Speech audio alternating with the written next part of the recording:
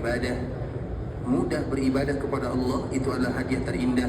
Sedangkan hukuman yang terberat dari Allah Subhanahu wa taala ketika kita sulit beribadah kepada Allah Subhanahu wa taala. Dikala kita berada di tempat yang mulia, di tanah yang mulia, berdampingan dengan orang yang mulia, berada di masjid yang mulia, maka di antara hadiah yang kita inginkan dari Allah Subhanahu wa taala supaya Allah Subhanahu wa taala senantiasa memberikan kemudahan kita untuk senantiasa beribadah dan beribadah kepadanya.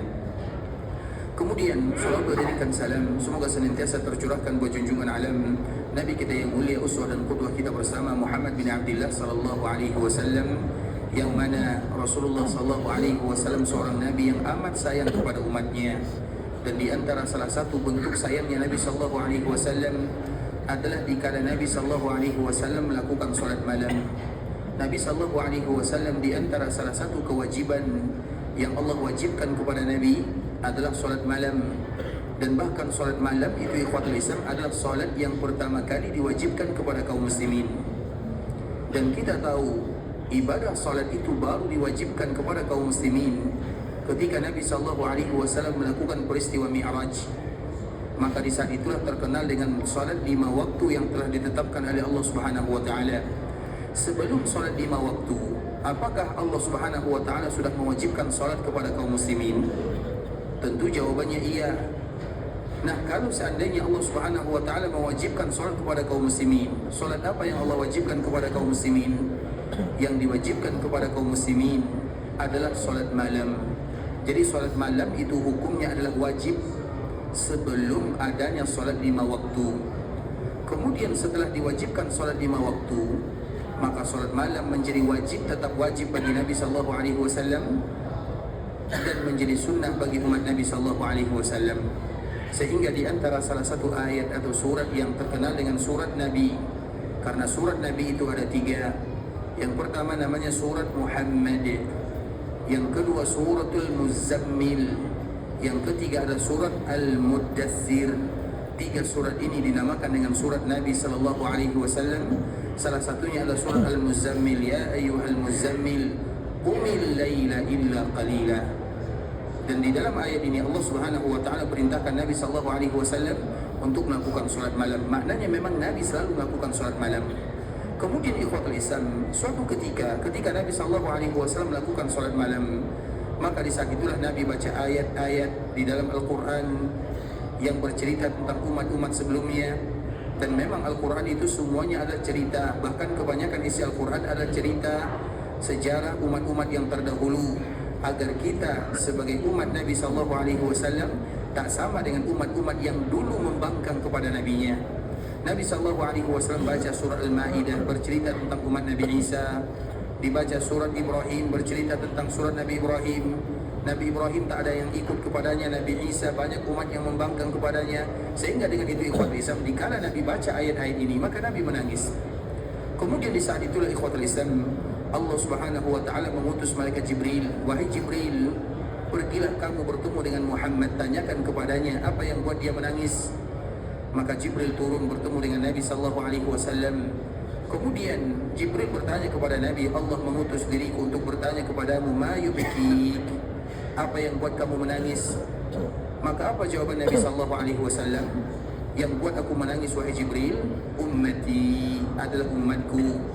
Aku tidak ingin umatku sama dengan umat-umat sebelumnya, umat yang tidak taat kepada nabinya, umat yang membangkang kepada nabinya, bahkan umat yang jauh dari nabinya dan ingin membunuh nabinya.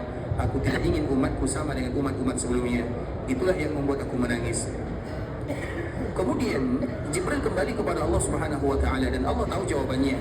Allah sengaja mengutus malaikat Jibril untuk memberitahukan kepada kita kenapa nabi kita menangis. Kenapa Nabi Muhammad sallallahu alaihi wasallam menangis? Kemudian di saat itulah ikhwatul Islam, Allah Subhanahu wa taala kembali mengutus malaikat Jibril menyampaikan sebuah kalimat firman yang sangat indah. Kemudian Jibril kembali bertemu dengan Nabi sallallahu alaihi wasallam menyampaikan, ya Muhammad, inna sanurdika fi ummatika wa la nasu'uk. Wahai Muhammad, kami tidak akan pernah buat umatmu sama dengan umat-umat sebelumnya. Inna sanurdika fi ummatik, kami akan buat kamu bangga terhadap umatmu, wala nasu'uk, dan kami tidak akan kecewakan kamu. Maknanya umatmu tidak akan pernah kecewakan kamu sebagaimana umat-umat sebelumnya. mereka mengecewakan nabinya. Dan itulah makna daripada firman Allah Subhanahu wa taala yang senantiasa dihafal oleh kaum muslimin, wala sawfa yu'tika rabbuka fatarda. Allah akan bagi engkau wahai Muhammad sampai engkau ridha dengan pembagian Allah Subhanahu wa taala. Allah akan berikan kepadamu sesuatu yang terindah yang membuat engkau ridha dengannya. Kira-kira apa pemberian Allah Subhanahu wa taala kepada Nabi sehingga Allah Subhanahu wa taala tutup ayat ini, wa amma bi ni'mati rabbika fahaddits. Ceritakan nikmat yang Allah berikan kepadamu wahai Muhammad, salah satunya wala sawfa yu'tika rabbuka fatarda. Tahukah kita nikmat apa yang terindah dari Allah untuk Nabi sallallahu alaihi wasallam? Allah Subhanahu wa taala menyebutkan, ketahuilah sesungguhnya makhluk manusia umat yang terbanyak mengisi surga adalah umatmu, karena surga itu terdiri dari 120 barisan dan saf. 80 saf dari penduduk surga itu berasal dari umatmu. Maknanya 2/3 penduduk surga itu terdiri dari umat Muhammad bin Abdullah sallallahu alaihi wasallam, dan semoga kita termasuk bagian daripada 2/3 tersebut. Itu merupakan di antara tanda sayangnya Nabi sallallahu alaihi wasallam yang senantiasa memikirkan kita sebagai umatnya. Tiada hari yang dilewati oleh baginda Nabi kecuali ada kalimat ummati di dalam lisan dan di dalam hati Nabi sallallahu alaihi wasallam. Oleh karena itu ikhwatul Islam, maka tak patut rasanya kita melewati satu hari dan kita merupakan salam dan selawat kepada Nabi sallallahu alaihi wasallam. Karena tiada satu hari pun yang dilewati oleh Nabi sallallahu alaihi wasallam kecuali Nabi akan selalu fikirkan umatnya bagaimana supaya mereka menjadi umat yang terbaik selamat dunia akhirat. Itu yang selalu dipikirkan oleh Nabi sallallahu alaihi wasallam. Maka kewajiban kita kepada Nabi sallallahu alaihi wasallam, kita tidak akan pernah bisa balas jasa Nabi, tapi paling tidak kita tunjukkan kecintaan kita kepada Nabi sallallahu alaihi wasallam. Salah satunya adalah dengan memperbanyak mengucapkan salam dan selawat kepada Nabi. Bukan berselawat dan mengucapkan salam, tapi memperbanyak mengucapkan salam dan selawat kepada baginda Rasulullah sallallahu alaihi wasallam. Makanya minimal ikhwatul Islam, dalam satu hari kita mengucapkan 10 kali di pagi hari, 10 kali di petang hari. Maknanya 20 kali kita mengucapkan salam dan selawat kepada baginda Rasulullah sallallahu alaihi wasallam dalam satu hari, kecuali hari Jumat, hari yang diperbanyak sebanyak-banyaknya. Dan semakin banyak kita mengucapkan salam dan selawat kepada Nabi, menunjukkan tanda semakin cinta kepada Nabi sallallahu alaihi wasallam. Allahumma salli ala Muhammad wa ala ahli baitihi wa ala azwajihi wa dhurriyyatihi kama sallaita ala Ibrahim wa ala ali Ibrahim innaka Hamidum Majid.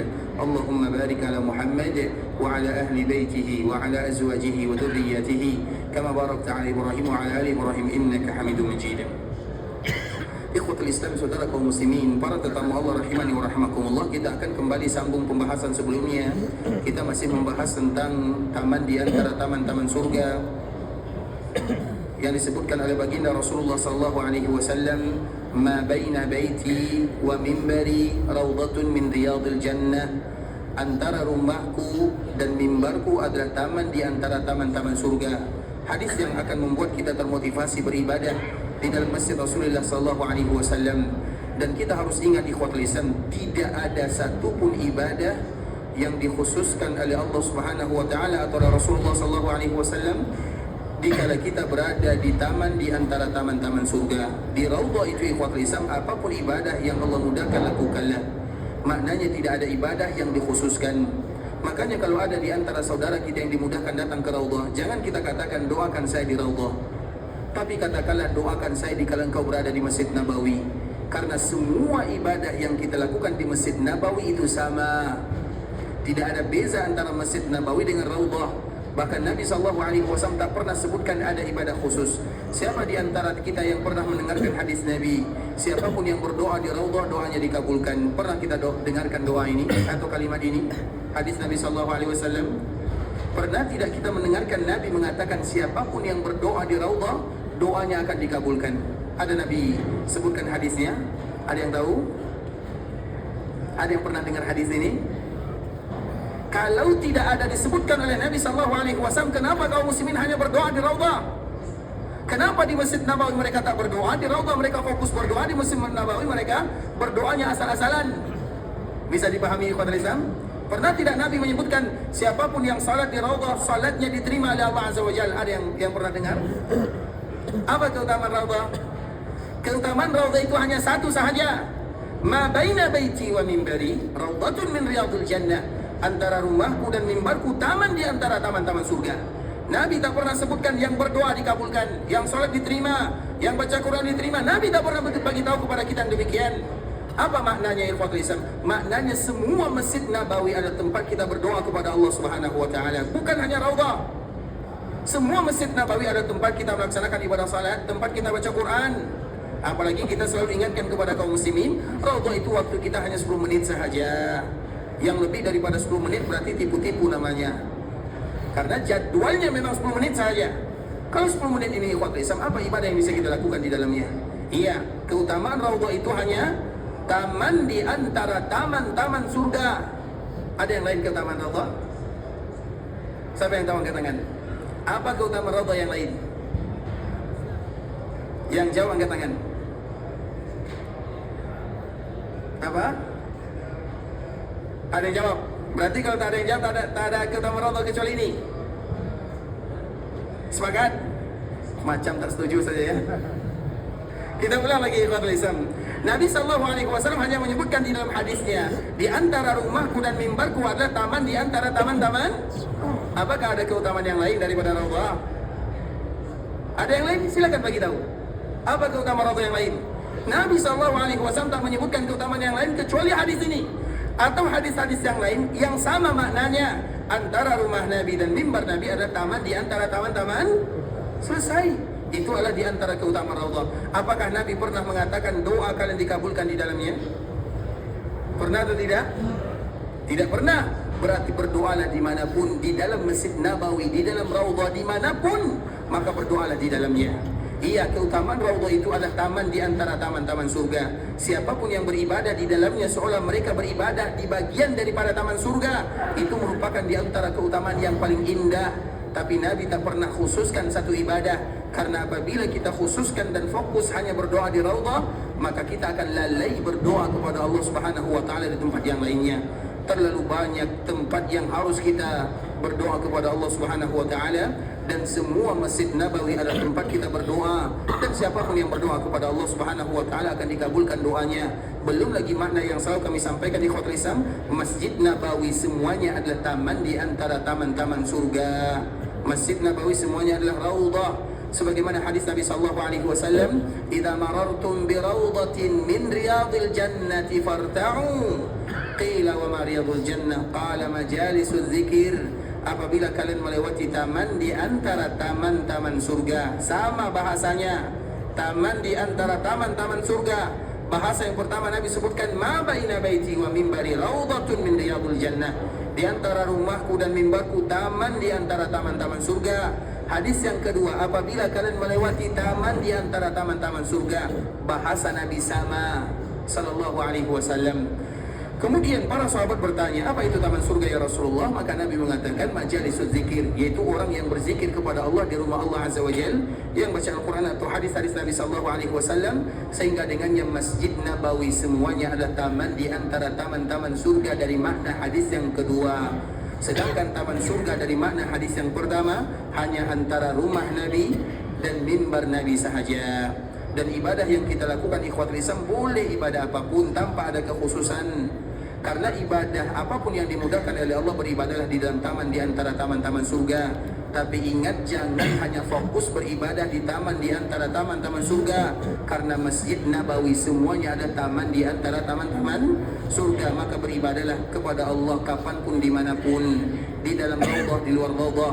Salatlah kapanpun dimanapun, di dalam raudhah, di luar raudhah. Berdoalah di kapan-kapan pun, di pertengahan malam, di antara azan dan iqamah, dikala kita sujud, dikala kita sholat sunnah, bahkan dikala kita duduk di Masjid Nabawi, maka berdoalah kepada Allah Subhanahu wa taala. Karena semua doa yang dipanjatkan seorang hamba dikala mereka berada di masjid Rasulullah sallallahu alaihi wasallam akan dikabulkan oleh Allah Subhanahu wa taala, dan semoga Allah kabulkan doa dan permintaan kita bersama.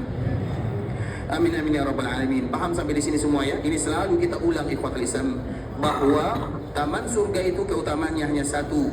Ia adalah taman di antara taman-taman surga, tidak ada keutamaan yang lain. Memang ada salah satu hadis yang selalu kami sebutkan ikhwatul Islam, pendapat para ulama yang menyebutkan bahwa di taman surga atau raudhah itu ada beberapa tiang yang terkenal dengan tiang-tiang yang masyhur. Dan di Raudhah itu sampai sekarang ikhwatul Islam itu ada tanda, ada beberapa tanda yang disebutkan di atasnya. Ada tanda ukiran bagaimana tinggi masjid yang dulu dibangun oleh Nabi SAW, ada tandanya. Apabila kita lihat tanda tersebut, setinggi itulah masjid yang dulu dibangun oleh baginda Rasulullah SAW. Di setiap tiang-tiang Raudhah itu ikhwatul Islam ada ukiran atau ada tulisannya.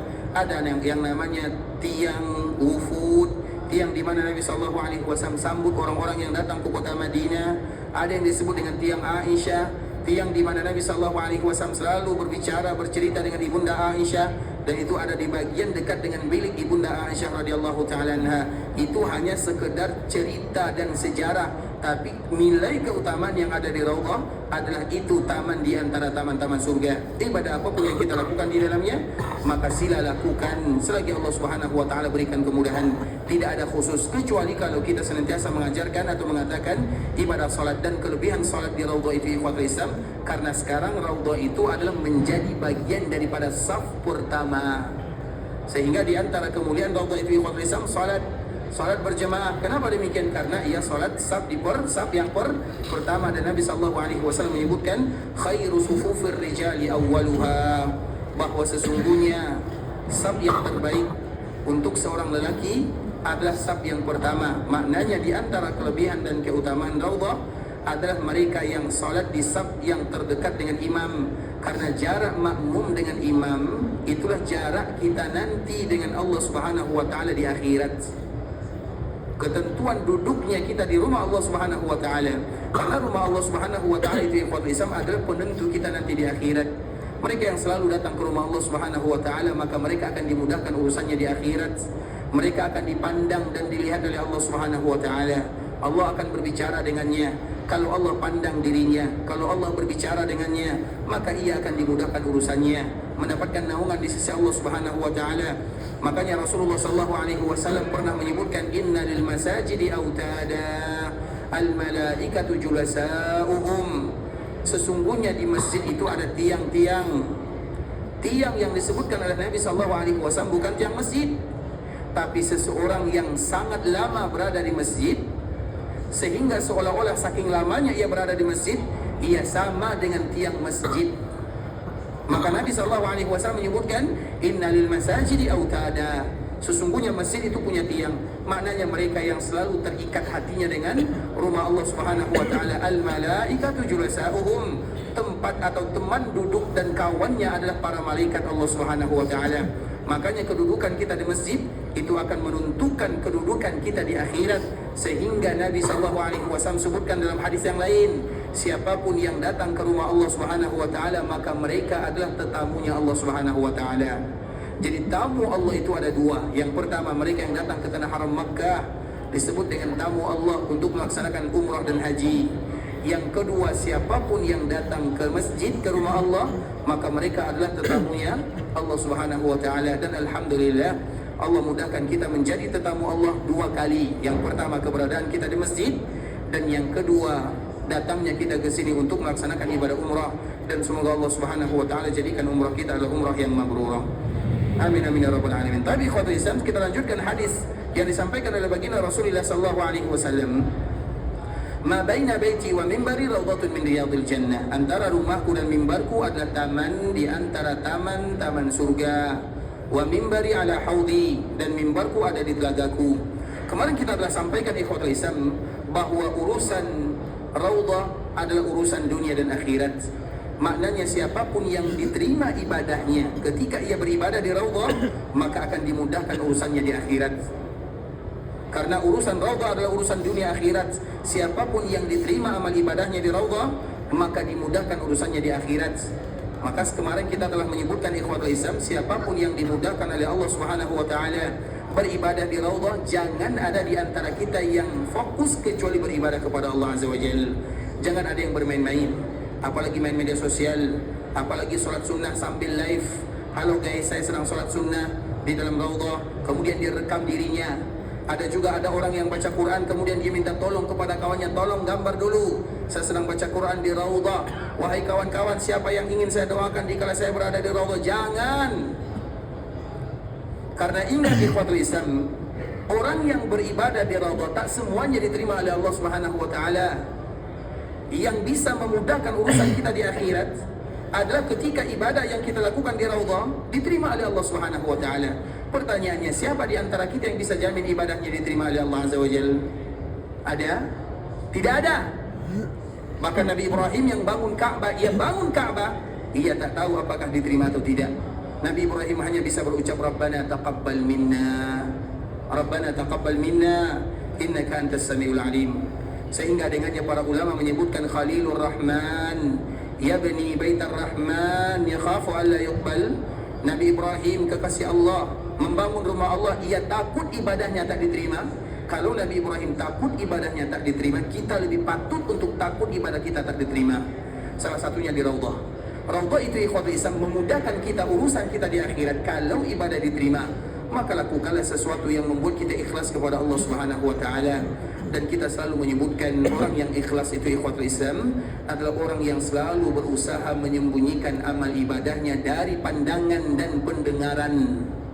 Orang yang ikhlas itu ikhwatul Islam adalah orang yang berusaha menyembunyikan amal ibadahnya dari pandangan manusia dan pendengaran manusia. Makanya riya disebut dengan riya karena dilihat, sum'ah disebut dengan sum'ah karena ingin didengar. Maka beribadahlah kepada Allah Subhanahu wa taala tanpa riya dan tanpa sum'ah. Dan di antara tanda orang yang ikhlas kepada Allah adalah mereka yang berusaha menyembunyikan amal ibadahnya. Maka setiap amal ibadah yang kita lakukan ikhwatul Islam, berusaha untuk sembunyikan. Jangan sedikit-sedikit ambil gambar, jangan sedikit-sedikit ambil video. Awal mula kita simpan di handphone, kemudian sampai pulang, kemudian kita mulai share, kemudian khutuwatis syaitan. Itulah yang disebut dengan khutuwatis syaitan. Allah tidak perintahkan kita, Allah tidak larang kita jangan ikuti syaitan. Tapi Allah mengatakan jangan ikuti langkah-langkah syaitan. Dan syaitan itu lebih pintar dari kita ikhwatul Islam. Kita harus tahu syaitan itu tergelincir, iblis itu tergelincir bukan karena dosa, tapi karena terlalu taat kepada Allah Subhanahu wa taala. Makanya Nabi sallallahu alaihi wasallam menyebutkan banyak orang yang ini sekedar motivasi ya. Banyak orang yang masuk neraka itu ikhwatul Islam bukan karena dosa, tapi karena ibadah. Makanya Nabi sallallahu alaihi wasallam sebutkan dalam hadis yang dikeluarkan oleh Imam Muslim, yang pertama kali masuk neraka itu yang pertama adalah orang yang syahid, yang kedua adalah orang yang alim, yang ketiga adalah orang yang baca Quran, yang keempat adalah orang yang bersedekah. Ingat itu baik-baik hadis Nabi sallallahu alaihi wasallam. Hadis yang dikeluarkan oleh Imam Muslim dari sahabat Nabi sallallahu alaihi wasallam, sahabat Abu Hurairah radhiyallahu taala anhu, awwalu man tusya'aru lahun nar. Orang yang pertama kali dipanaskan neraka untuknya siapa? Bukan orang yang berdosa, tapi yang pertama ada orang yang syahid di jalan Allah Subhanahu wa taala. Dia berjihad, dia berjuang sampai ia meninggal. Kemudian dipanggil oleh Allah Subhanahu wa taala, wahai fulan, apa yang kamu lakukan di dunia? Maka orang ini dengan bangga mengatakan, saya berjihad. Maka Allah Subhanahu wa taala katakan, bukan. Kamu berjihad bukan untukku, kamu berjihad untuk manusia. Kamu berjihad agar dipanggil orang yang berani, gagah, pahlawan. Dan itu kamu dapatkan di dunia. Maka langsung dicampakkan, bukan dimasukkan, dicampakkan, dihinakan. Karena ia beribadah bukan untuk Allah Subhanahu wa taala. Kemudian yang kedua, siapa yang pertama kali dipanaskan api neraka untuknya? Orang yang alim. Orang yang alim itu dia meninggal, dipanggil oleh Allah Subhanahu wa taala. Ditanya oleh Allah, apa yang kamu lakukan? Maka orang alim ini mengatakan, aku belajar dan aku mengajarkan agama. Maka apa kata Allah? Dusta. Kamu mengajarkan agama, kamu belajar supaya kamu dipanggil ustaz, dipanggil ulama, dipanggil alim, dipanggil kiai, dipanggil ini, dipanggil semuanya. Maka dialah yang pertama kali akan dimasukkan oleh Allah Subhanahu wa taala ke dalam api neraka. Kemudian yang ketiga adalah qari, orang yang baca Al-Quran, dia meninggal. Kemudian dipanggil oleh Allah Subhanahu wa taala, apa yang kamu lakukan wahai fulan? Maka orang ini mengatakan, aku baca Quran ya Allah. Allah pun mengatakan, tidak. Kamu baca Quran supaya bila dibilang suaramu bagus, tarannummu indah, suara kamu indah, supaya dipanggil qari, fulan, fulana. Dan itu kamu dapatkan di dunia. Masuklah kamu di dalam api neraka Allah Azza wa Jalla. Yang keempat adalah orang yang bersedekah. Kemudian dia ditanya oleh Allah Subhanahu wa taala, "Kenapa kamu bersedekah? Apa yang kamu lakukan?" Dia jawab, "Aku bersedekah." Allah katakan, "Kamu dusta. Kamu bersedekah supaya kamu takut dibilang orang bakhil. Kamu bersedekah motivasinya bukan karena Allah. Kamu bersedekah supaya dipanggil orang yang dermawan. Waqad qil, dan itu sudah kamu dapatkan."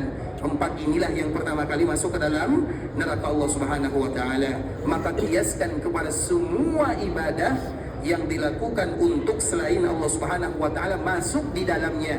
Disebutkan empat ibadah ini ikhwatul Islam karena ini sering dilakukan oleh kaum muslimin. Syahid, berjihad di jalan Allah Azza wa Jalla, alim, baca Quran, bersedekah, ibadah yang selalu dilakukan oleh kaum muslimin. Maka kiaskan kepada ibadah yang lainnya. Wahai fulan, apa yang kamu lakukan dulu di dunia? Maka ia mengatakan, "Ya Allah, aku dulu melaksanakan ibadah haji." Apa kata Allah Subhanahu wa taala? "Dusta. Kamu datang melaksanakan ibadah haji hanya mendapatkan gelar kamu dipanggil Bapak Haji."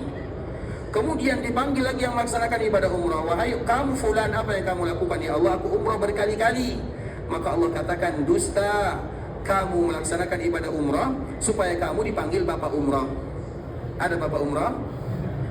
Kalau tidak ada Bapak Umrah berarti tidak ada Bapak Haji. Paham?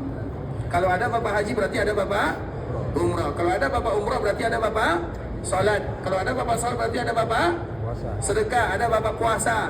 Ada seperti itu? Tidak ada, berarti tidak ada satu pun. Kalau tidak ada satu, tidak ada yang lain. Harus adil, karena sama-sama rukun Islam. Haji dan umrah sama kewajibannya. Apa hukum umrah? Sunnah atau mubah? Umrah ini apa hukumnya? Wajib atau sunnah? Wajib. Satu kali.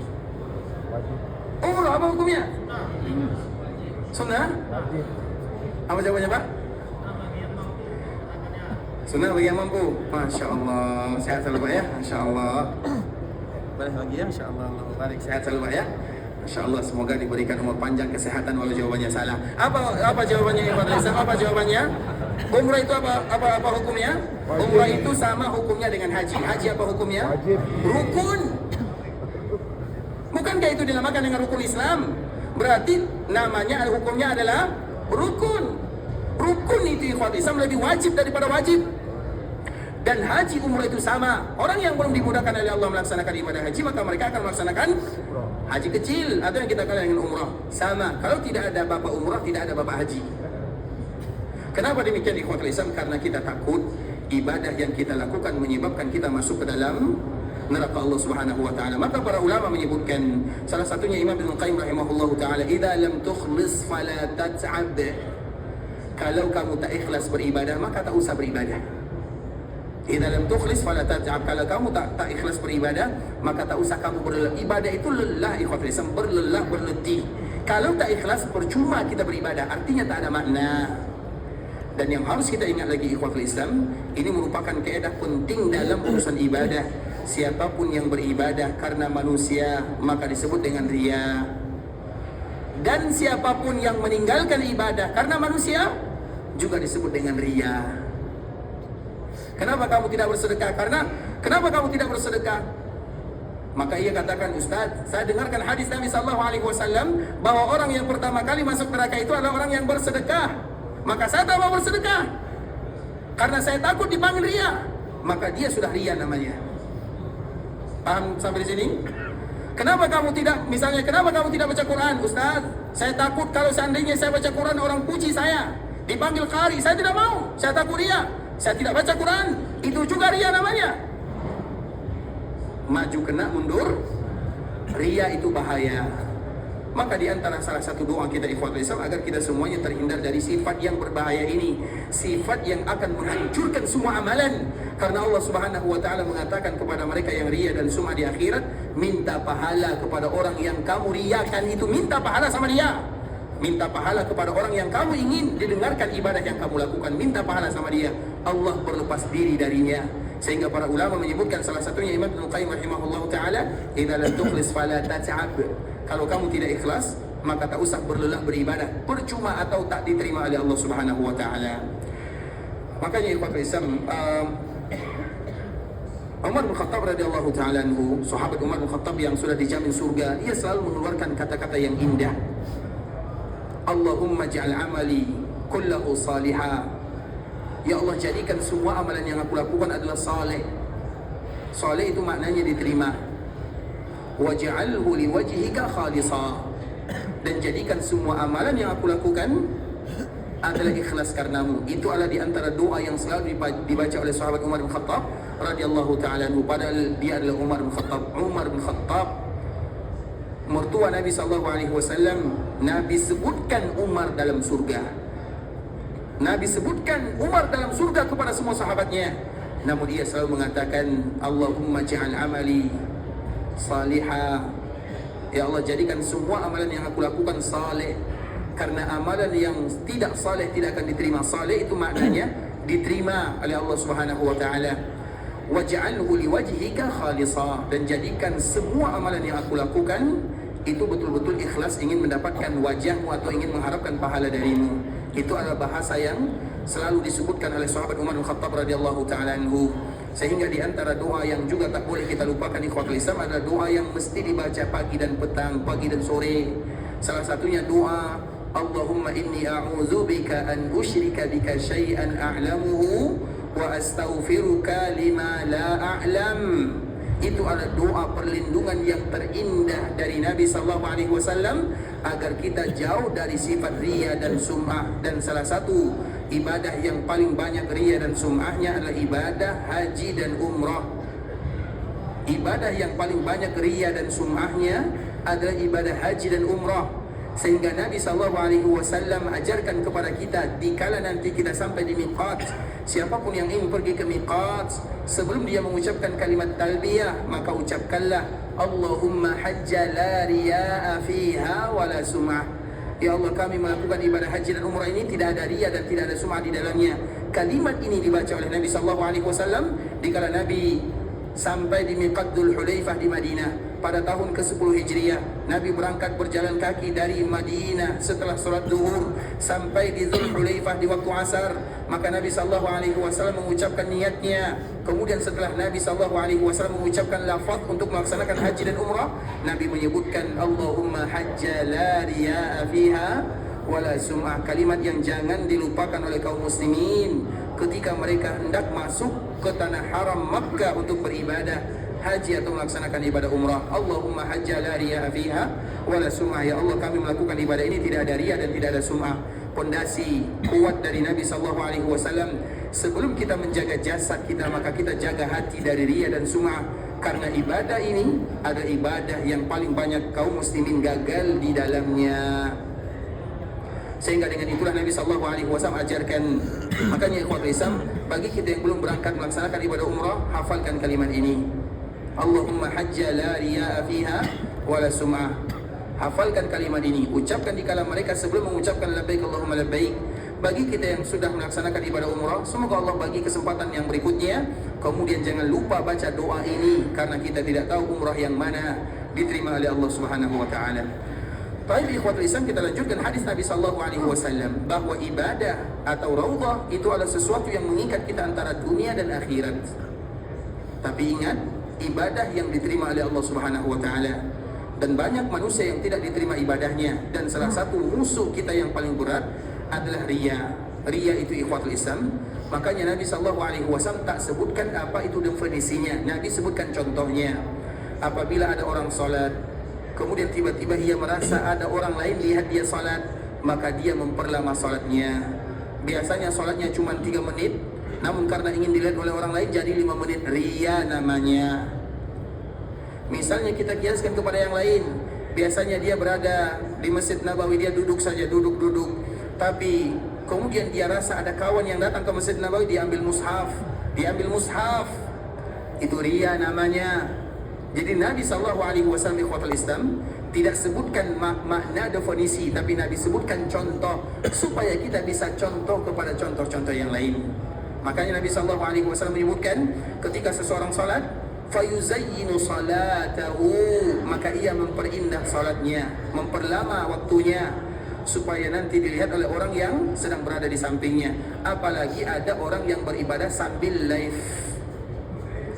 tawaf, menangis, tapi kameranya 3, yang satu. Makanya jangan ada yang jadi kameramen di tanah haram Makkah, jangan ada. Ada yang tukang kameramen di sini, buang handphonenya. Itu penyebab orang ria, bertanggung jawab di sisi Allah Azza wa Jalla.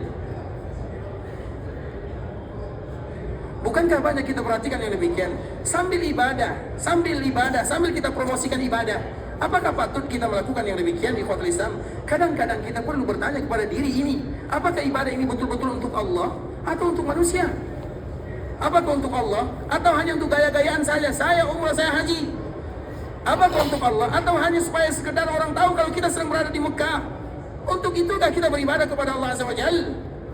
Makanya handphone itu ikhwatul Islam kalau beribadah simpan. Apalagi sambil di Mekah itu ya, tawaf, sa'i itu paling banyak handphone kameramennya. Dan ingat ikhwatul Islam, peraturan ini hanya sekedar menyebutkan siapapun yang video-videoan atau handphone di tanah haram Mekah secara khusus, maka ada dendanya. Atau diambil handphonenya terkhusus di musim, bisa jadi di musim haji, bisa jadi setelah haji atau sebelum haji. Maka oleh karena itu ikhwatul Islam, terlepas daripada itu semua, peraturan itu milik manusia, kita lebih takut kepada Allah Subhanahu wa taala. Makanya jangan ada yang live sambil berdoa dan menangis, kemudian handphone ada di depan mukanya, jangan lagi ada. Insyaallah siap ya. Cukuplah kita beribadah, melatih diri beribadah kepada Allah. Hati kita ini terlalu lemah ikhwatul Islam.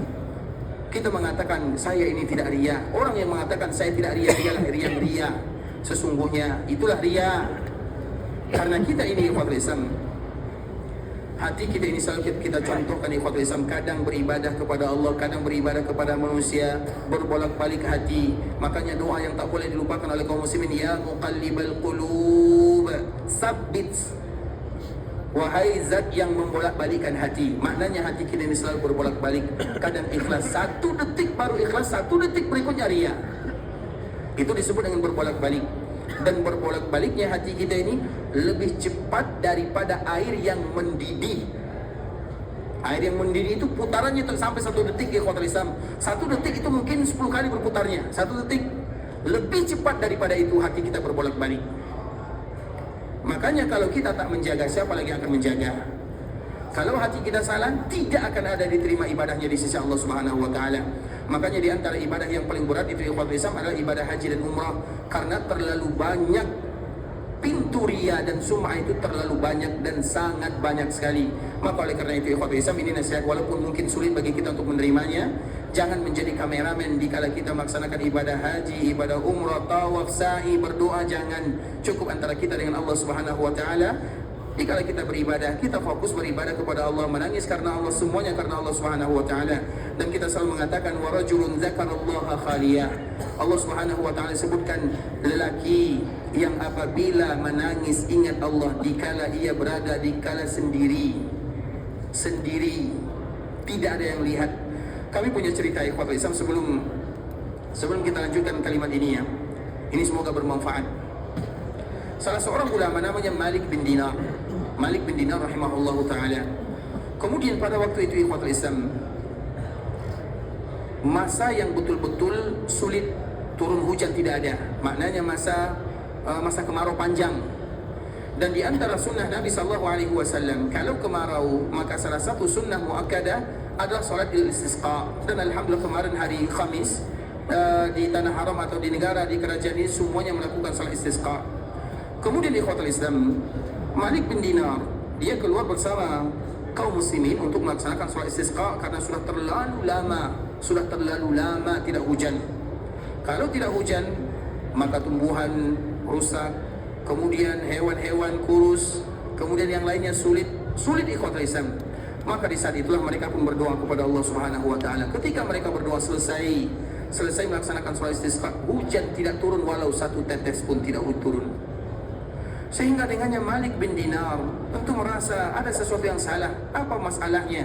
Kenapa hujan tak turun? Karena biasanya ikhwatul Islam kalau orang salat istisqa, maka Allah Subhanahu wa taala mudahkan hujan turun. Bahkan sebagian para ulama kalau mereka sudah salat istisqa, mereka akan mengatakan siapkan yang tempat saat tampung air itu, baskom, siapkan baskom kalian, karena kita akan sholat istisqa. Mereka mengatakan yang demikian itu karena terlalu yakin kepada Allah Subhanahu wa taala, dan memang wajib kita yakin. Maknanya kalau kita salat, hujan akan turun, makanya siapkan baskom kalian untuk tampung hujan. Kemudian ternyata di zaman Malik bin Dinar ini ikhwati, hujan tak turun. Padahal mereka solat istisqa. Kemudian Malik bin Dinar dia duduk di masjid seorang. Mungkin waktunya agak sedikit gelap. Tiba-tiba masuklah di dalamnya seorang hamba sahaya, budak. Kemudian dikala budak ini masuk, ikhwatul Islam, kurus, rambut keriting, budak, baju compang-camping. Kemudian dia tengok kiri kanan, tak ada orang di masjid. Padahal ada Malik bin Dinar di belakangnya, tapi dia tak nampak Malik bin Dinar. Dia solat 2 rakaat. Kemudian setelah itu dia tengok lagi kiri kanan. Dia pastikan tak ada orang, dan betul dia tak nampak orang di sana. Padahal Malik bin Dinar ada, namun dia tidak melihatnya. Maka di saat itulah dia berdoa kepada Allah Subhanahu wa taala. Belum selesai dia berdoa, maka langit sudah mendung. Kemudian ikhwatul Islam, budak ini dia keluar. Maka di saat itulah diikuti oleh Malik bin Dinar, dicari di mana dia berada. Budak hamba sahaya, tidak merdeka. Kemudian ikhwatul Islam, maka dia ternyata dia berada di sebuah tempat perbudakan. Kemudian, maka bagaimana cara Malik bin Dinar untuk mengetahui orang ini? Maka Malik bin Dinar pura-pura untuk membeli budak. Dicari majikannya, tuannya. Aku ingin membeli seorang budak. Maka dikatakan kepada Malik bin Dinar, silakan kamu pilih mana budak yang kamu mau. Dilihat. Ternyata ia melihat orang tadi. Maka Malik bin Dinar mengatakan, saya ingin membeli budak ini. Apa kata majikannya? Masih banyak yang lebih kuat, masih banyak yang lebih gagah, masih banyak yang lebih ini. Disebutkan kelebihannya. Orang ini kekurangan, banyak kekurangannya. Kurus, buruk muka, rambut keriting, disebutkan semuanya. Kemudian ikhwatul Islam, Malik bin Dinar mengatakan, tidak ada masalah, aku ingin beli dia. Kemudian setelah itu ikhwatul Islam dibeli. Setelah dibeli, maka budak ini bertanya kepada Malik bin Dinar, wahai tuanku, masih banyak budak yang lain, masih banyak hamba saya yang lain, kenapa engkau beli aku? Maka di saat itulah Malik bin Dinar menceritakan, bukankah kamu yang kemarin masuk ke dalam masjid? Kemudian aku lihat engkau berdoa. Kemudian belum selesai berdoa, hujan langsung turun. Maka di saat itulah apa yang dilakukan oleh budak ini, langsung dia menangis. Kemudian dia balik ke masjid berdoa kepada Allah, ya Allah, terbuka aibku. Coba lihat bahasanya, terbongkar aibku. Dia mengatakan itu aibnya. Maka ambillah diriku. Langsung dikala dia sujud, dia pun meninggal. Saking dia berusaha untuk menjaga ibadahnya. Kita ikhwatul Islam, kalau kita berdoa kemudian hujan turun, maka esok kita akan dipanggil wali. Kemudian kita akan bangga dengannya. Lihat mereka ikhwatul Islam, mereka beribadah bukan untuk manusia, mereka beribadah untuk Allah Azza wa Jal. Ketika ibadah mereka diketahui oleh orang lain, mereka menganggap itu adalah bagian daripada aib.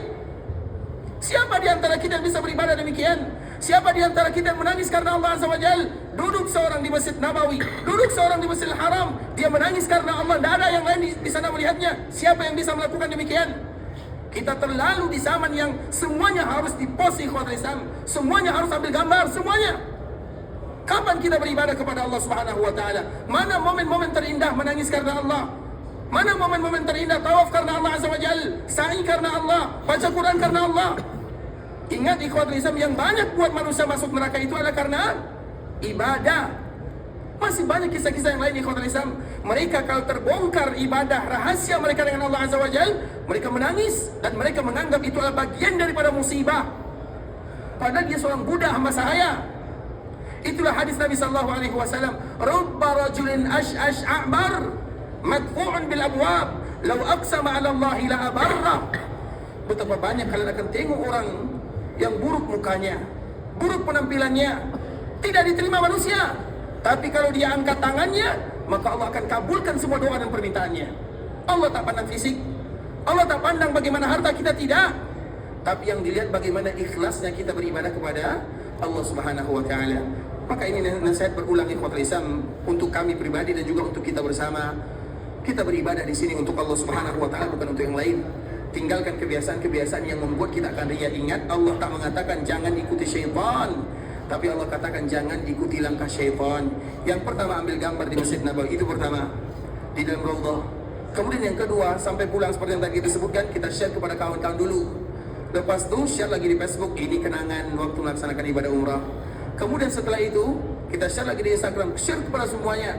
Yang pada akhirnya ibadah umrah kita zero nilainya, tidak ada nilai di sisi Allah Subhanahu wa taala. Padahal kita sudah mengeluarkan uang yang tidak sedikit, pekerjaan, keluarga, safar, yang semestinya doa kita, ibadah kita dikabulkan oleh Allah Subhanahu wa taala, namun tidak satu pun diterima oleh Allah Subhanahu wa taala. Makanya sahabat Abdullah bin Umar radhiyallahu taala menyebutkan, kalau Ini sahabat Abdullah bin Umar, ayahnya Umar. Dia adalah ipar Nabi sallallahu alaihi wasallam, ipar Nabi sallallahu alaihi wasallam, karena Hafsah saudarinya adalah istri dari Nabi sallallahu alaihi wasallam. Dia mengatakan, kalau aku tahu satu sujud saja diterima, satu sujud diterima, maka itu lebih baik daripada dunia dan seisinya. Kalau aku tahu, tapi aku tak tahu. Kalau ia tak tahu, bagaimana dengan kita? Satu sujud saja. Makanya kita belajar untuk yang demikian, ikhwatul Islam. Dan kita selalu menyebutkan di antara orang yang ikhlas itu adalah mereka yang selalu berusaha menyembunyikan amal ibadahnya. Disebut dengan khabi'ah. Khabi'ah itu maknanya rahasia antara kita dengan Allah semata. Dan semoga Allah berikan kepada kita keikhlasan tersebut. Amin amin ya rabbal alamin.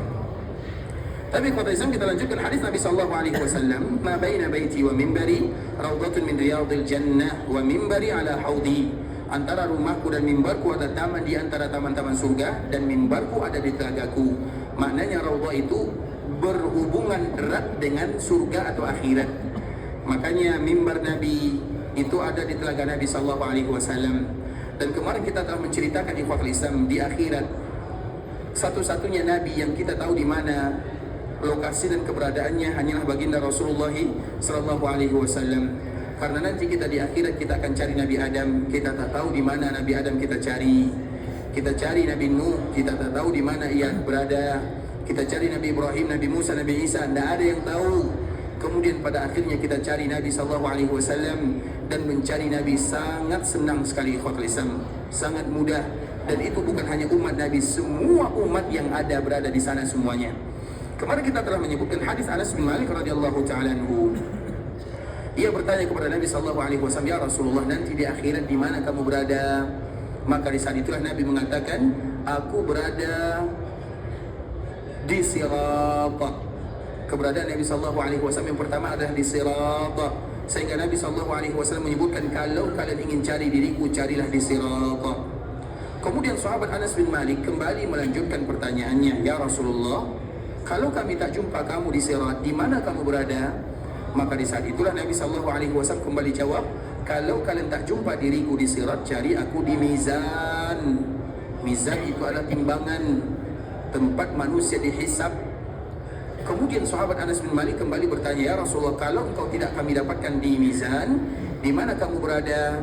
Maka maka Nabi sallallahu alaihi wasallam mengatakan, carilah aku di haud, atau cari aku di telaga. Jadi keberadaan Nabi sallallahu alaihi wasallam itu yang pertama ikhwatul Islam adalah di telaga. Telaga Nabi itu adalah sesuatu yang dekat dengan mimbar Nabi sallallahu alaihi wasallam. Mimbar Nabi itu adalah sesuatu yang menjadi batasan daripada taman di antara taman-taman surga, raudhah yang kita bahas, antara rumahku dan mimbarku. Mimbar Nabi ini akan ada di telaga Nabi sallallahu alaihi wasallam. Artinya cerita raudhah adalah cerita dunia dan akhirat. Dan kemarin kita telah menjelaskan ikhwatul Islam, telaga Nabi sallallahu alaihi wasallam adalah hadiah dari Allah Subhanahu wa taala. Telaga Nabi itu warnanya lebih putih daripada susu, lebih manis daripada madu. Siapapun yang bisa minum walau satu teguk, lam yazma abada, ia tidak akan pernah haus untuk selama-lamanya. Satu minuman, satu tegukan saja tidak akan pernah haus untuk selama-lamanya. Makanya berdoa, di antara doa kita yang tak boleh kita lupakan, ya Allah, halalkan kami untuk bisa minum dari telaga Nabi-Mu. Secara khusus dikala kita minum air Zam-Zam. Kita di Madinah dimudahkan oleh Allah minum Zam-Zam, di Mekah juga dimudahkan oleh Allah minum Zam-Zam. Maka dikala kita berada di tempat yang banyak Zam-Zamnya, maka minumlah sebanyak-banyaknya. Dan Zam-Zam yang ada di sini insya Allah semuanya asli. Kalau Zam-Zam yang ada di kampung kita, macam mana? Allahu a'lam. Jangan katakan tak asli ya. Allahu a'lam, kita tak tahu, bisa jadi benar, bisa jadi salah. Sekarang kita berada di tempatnya, minumlah sebanyak-banyaknya. Dan kita selalu mengatakan hadis Nabi sallallahu alaihi wasallam, kaidah minum Zam-Zam itu hatta yatadalla. Orang yang minum Zam-Zam itu harus sampai mereka merasa muntah, atau sampai mereka mengeluarkan suara. Apa namanya itu? Sendawa. Sampai mereka sendawa atau sampai mereka merasa muntah, itu baru orang minum Zam-Zam namanya. Sudah minum Zam-Zam seperti ini? Sudah atau belum? Berarti tidak ada yang minum Zam-Zam di sini. Minum Zam-Zam itu ikhwatul Islam sampai kita merasa tak bisa lagi masuk air di mulut. sampai air itu di sini seolah-olah ya. Kan kalau kita banyak minum seolah-olah kita ingin muntah. Itu baru minum zam-zam namanya. Kemudian sampai mengeluarkan sendawa, itu suara. Berarti itu sudah semua angin, tidak ada lagi angin di dalamnya. Karena keedah minum air itu kita tahu ikhwatul Islam, makan itu sepertiga, minum air sepertiga, kemudian untuk bernafas sepertiga. Bukankah itu keedah dalam tata cara adab makan dan minum? Ada untuk minum, ada untuk makanan, ada untuk udara. Tapi lain dengan zam-zam. Untuk zam-zam lain, untuk zam-zam full semuanya.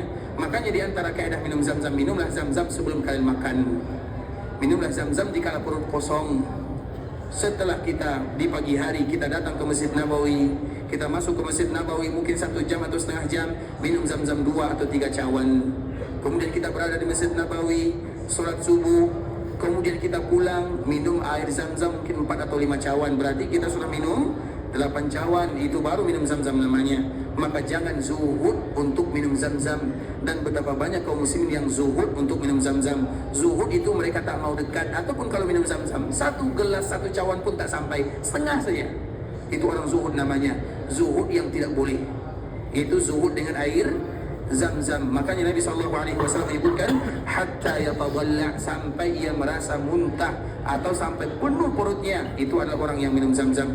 Dan kita tahu di Makkah, Madinah, ikhwatul Islam, alhamdulillah disediakan yang demikian. Kalau di kampung halaman sulit kita untuk mencarinya.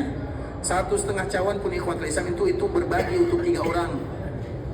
Dan kita tak tahu keberkahan zam-zam yang ada di sini. Karena di sini ikhwatul Islam, zam-zam itu betul-betul sempurna. Setiap hari diperiksa, setiap hari. Misalnya zam-zam yang datang di Madinah ini, ikhwatul Islam diantarkan sampai ke Madinah, setiap hari diuji labornya, diuji makmalnya, setiap hari. Dan itu ada, kalau kita ke bawah, di bawah ini ikhwatul Islam tempat dia dimasukkan, kita selalu lewat di bawah, itu semuanya zam-zam sudah beratur untuk diantarkan ke Masjid Nabawi, dibagi-bagikan kepada kaum muslimin. Itu semuanya diuji dulu ulama makmal, artinya betul-betul sempurna. Kalau di kampung kita, Allahu a'lam, kita tak tahu apakah air sumur atau air sungai. Nah, dikala Allah Subhanahu wa taala mudahkan, maka manfaatkanlah. Dan di antara salah satu doa kita kepada Allah yang diajarkan oleh para ulama, setiap kali kita minum zam-zam, maka berdoa kepada Allah, ya Allah, halalkan kami dari telaga Rasulullah sallallahu alaihi wasallam. Karena doa dikala kita minum zam-zam dikabulkan oleh Allah Subhanahu wa taala.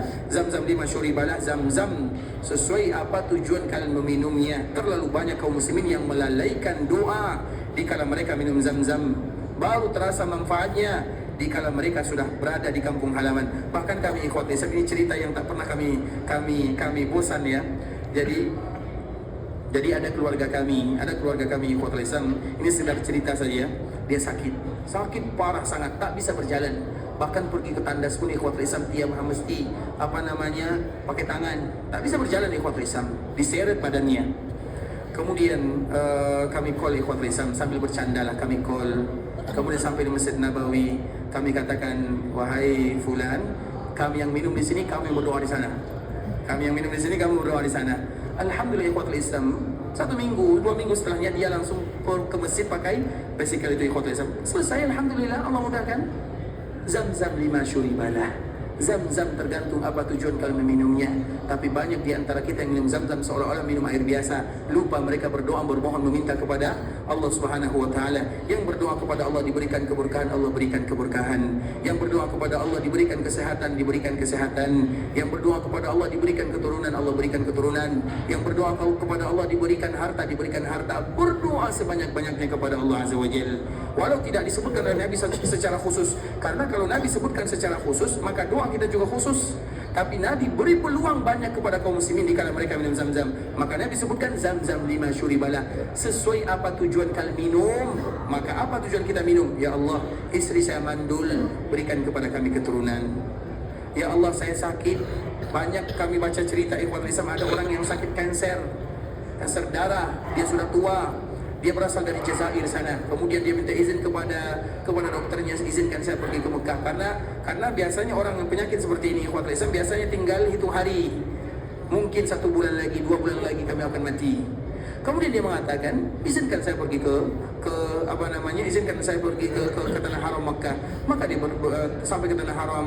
Kemudian dia minum zam-zam. Dia merasakan kehangatan, kesegaran, kebugaran yang luar biasa. Kemudian balik ke kampung halamannya.